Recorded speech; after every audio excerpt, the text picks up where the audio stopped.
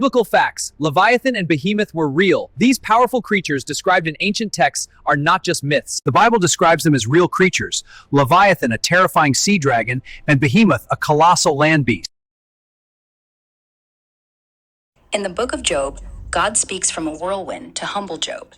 And chapters 40 and 41 are where he brings up these two beasts as examples of his unmatched power. They're not random animals. They're described in vivid, almost poetic detail to show that if Job can't handle them, how can you question God?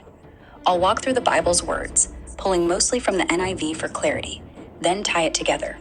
First, Behemoth. That's Job 40:15-24.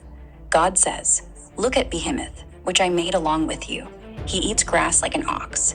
See his strength in his hips, his power in his stomach muscles. His tail sways like a cedar. The sinews of his thighs are knit together.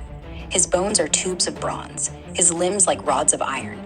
He ranks first among the works of God, yet his maker can approach him with his sword. He lounges under lotus plants, hides in reeds and marshes. Rivers rage, but he doesn't flinch. He could drink the Jordan dry without hurry. The point? Massive, unbreakable land giant. Herbivorous, calm, but no human could tame or hunt it. Only God made it. Only God controls it. Now Leviathan. The whole of Job 41. Super intense. God starts. Can you pull in Leviathan with a fishhook or tie down its tongue with a rope? If you lay a hand on it, you'll remember the struggle and never do it again. Then the details get wild. Graceful yet terrifying form. Double coat of armor. No one strips it off. Mouth full of fearsome teeth.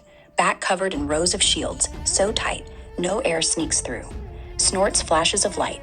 Eyes like dawn rays. Flames stream from its mouth. Sparks shoot out. Smoke from nostrils like a boiling pot. Breath kindles coals.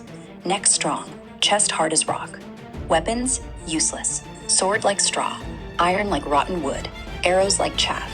It laughs at spears. Makes the sea boil like ointment. Leaves a glowing wake. Nothing on earth equals it.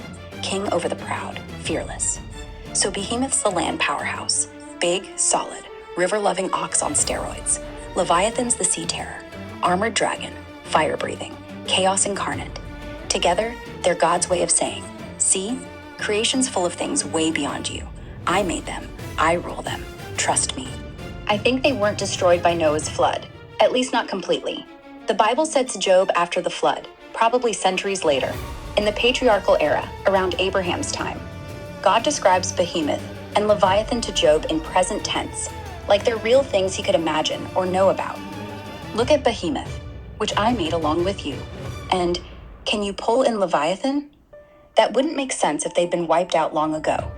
If they were literal creatures, like some young Earth folks say, maybe dinosaurs or mega animals, then land ones like Behemoth would have needed arc spots. Noah took pairs of kinds, and sea ones like Leviathan could have just swum through. Post-flood, they might have died out from changes. Less food, harsher world, whatever. But the text implies they were still around when Job heard about them. Symbolically, they're more about chaos and power God controls, not zoo animals. But even then, their survival is in the story's point. God's got everything handled, flood or no flood. So yeah, alive post-flood, at least in Job's day. Not hiding, just gone now. Like a lot of ancient giants.